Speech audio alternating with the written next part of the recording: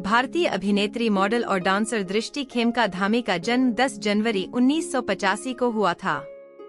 वह हिंदी टेलीविजन की सबसे प्रसिद्ध अभिनेत्रियों में से एक हैं, जिन्होंने सिलसिला बदलते रिश्तों का, गीत मधुबाला, एक था राजा एक थी रानी और कई लोकप्रिय कार्यक्रमों में काम किया है। दिल मिल गए। जन्म 10 जनवरी 1984, आयु 40 वर्ष, मुंबई। जीवन साथी नीरज खेमका, मृत्यु 2015। फिल्में पचानी संसारम। ऊंचाई 1.65 मीटर।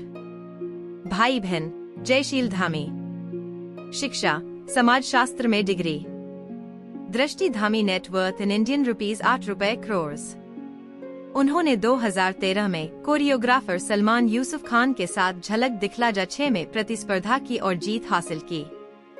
द एम्पायर 2021 और दुरंगा 2 वे प्रोग्राम हैं, जिनका निर्माण धामी ने किया है। दृष्टि धामी के पति। दृष्टि धामी के पति 2022 तक नीरज खेमका है। अभिनेत्री ने अपने निजी मामलों को गुप्त रखा। भले ही दृष्टि लगभग 6 वर्षों से नीरज के साथ एक प्रतिबद्ध और प्रेमपूर्ण रिश्ते में थी, लेकिन उन्होंने कभी भी सार्वजनिक रूप से अपने विवाह पर चर्चा नहीं की। उसने यह भी कहा कि वह अविवाहित है और वास्तव में अपने स्थान पर संतुष्ट है। उसने दावा किया कि अपने व्यस्त कार्यक्रम के कारण उसके पास रोमांटिक संबंधों या डेटिंग के लिए समय नहीं है। तेजस्वी अभिनेत्री का नाम गीत हुई सबसे परे के उनके सह कलाकार गुरमीत चौधरी से जुड़ा था। हालांकि उसने इन सभी अफवाहों का खंडन किया और उन लोगों पर अपनी नाराजगी दिखाई जो उसके प्रेम जीवन के बारे में ऐसी झूठी अफवाहें उड़ा रहे थे।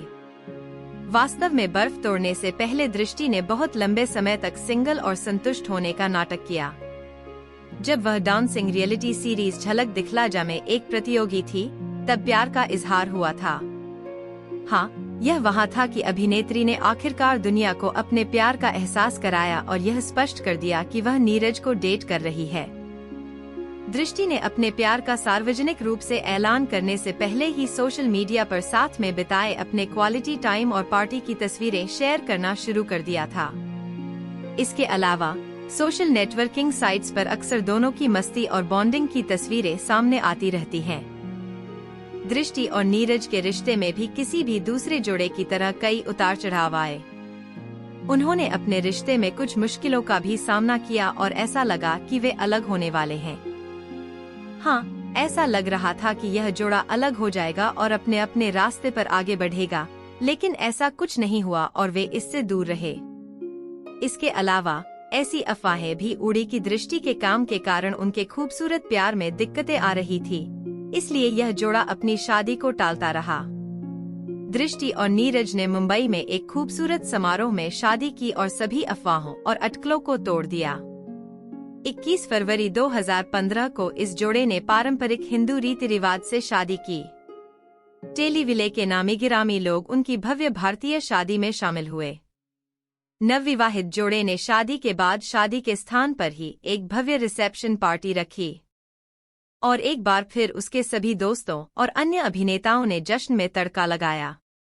बाद में यह जोड़ा अपने हनीमून के लिए बाली के लिए रवाना हो गया। दृष्टि धामी का करियर।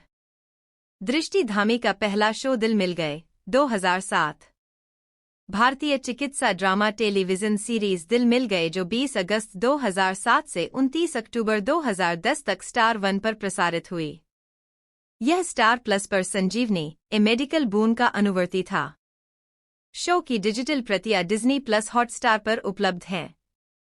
यह शो नई पीढ़ी के मेडिकल इंटर्न पर केंद्रित है, जिसमें जेनिफर विंगेट द्वारा निभाई गई डॉक्टर विद्धिमा गुप्ता और करण सिंह ग्रोवर द्वारा निभाई गई डॉक्टर अरमान मलिक के बीच प्रेम त्रिकोण है।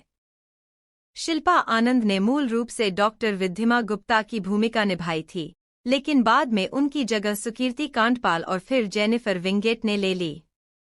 दृष्टि धामी का शो गीत हुई सबसे पराई 2010। गीत हुई सबसे पराई नामक एक भारतीय धारावाहिक ने 5 अप्रैल 2010 को स्टार 1 पर अपना टेलीविजन डेब्यू किया। यह कंपनी की पहली टेलीविजन सीरीज है।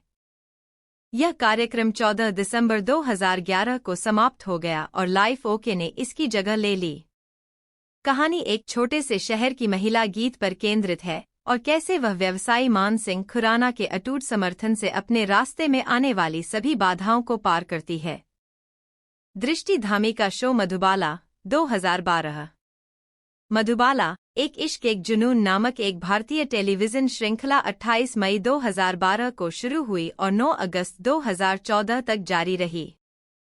इसे भारतीय फिल्म के 100 साल पूरे होने के उपलक्ष्य में बनाया गया था और इसे सोमवार से शुक्रवार और बाद में शनिवार को हर रात कलर्स टीवी पर प्रसारित किया गया। मधुबाला मधु चौधरी का जन्म एक फिल्म सेट पर हुआ था और अब वह एक ब्यूटी पार्लर कर्मचारी के रूप में काम करती हैं। उनके परिवार के अन्य सदस्य मुंबई फिल्म उद्योग के महत्वाकांक्षी जूनियर अभिनेता हैं। वह बॉलीवुड अभिनेता ऋषभ कुंद्रा आरके के खिलाफ हिट एंड रन मामले में मुकुंद का बचाव करती है, जो जेल में है। मधु को प्रपोज करने के बाद उनकी सगाई हो गई। दृष्टि धामी का शो झलक दिखला जा 6 2013। डांस रियलिटी कार्यक्रम झलक दिखला जा के 6ठे सीजन को झलक दिखला जा 6 के नाम से जाना जाता है। यह 1 जून 2013 को कलर्स पर शुरू हुआ था। कपिल शर्मा और मनीष पॉल ने इस सीजन को होस्ट किया था। 3 जज रेमो डिसूजा, माधुरी दीक्षित और करण जौहर थे। 14 सितंबर 2013 को इसका ग्रैंड फिनाले हुआ, जिसमें दृष्टि धामी और सलमान यूसुफ खान को विजेता घोषित किया गया, जबकि लॉरेन गॉटलिब और पुनीत पाठक दूसरे स्थान पर रहे। दृष्टि धामी का शो द एम्पायर 2021। खेल। एलेक्स रदरफोर्ड के एम्पायर ऑफ द मुगल उपन्यास श्रृंखला पर आधारित डिज्नी प्लस हॉटस्टार के लिए निखिल आडवाणी और मिताक्षरा कुमार की पीरियड ड्रामा स्ट्रीमिंग टेलीविजन श्रृंखला द एम्पायर विकसित की गई थी। 27 अगस्त 2021 को डिज्नी प्लस हॉटस्टार ने श्रृंखला का पहला प्रसारण किया।